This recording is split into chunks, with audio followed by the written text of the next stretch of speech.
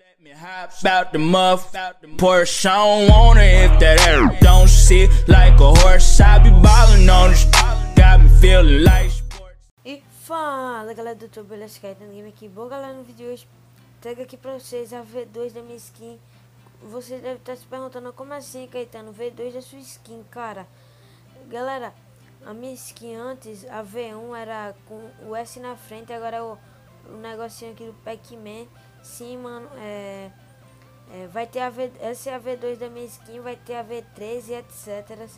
Que eu vou estar mudando aí, beleza? Minha skin, porque eu não vou ficar com skin até o final do meu canal. Então eu decidi ficar fazendo a V1, a V2, a V3. No caso, essa aqui, essa é a V2 da minha skin, cara. E logo em seguida eu vou estar mudando aí o banner e a cartoon dela, beleza, galera? Então vai demorar um pouco pra me mudar, beleza?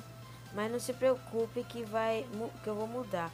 E galera, eu não tô trazendo vídeo aqui pra vocês porque minhas aulas começam hoje segunda-feira, cara, e é muito trabalho, é muita coisa aí pra mim, mano. Então por isso, galera, que eu estou aí que eu não tô trazendo vídeo pra vocês, beleza, galera? Mas eu vou estar tentando trazer vídeo aí pra vocês, beleza? Tem muito trabalho pra fazer agora, mano. E a coisa complicou agora, mas eu vou tentar trazendo vídeo pra vocês.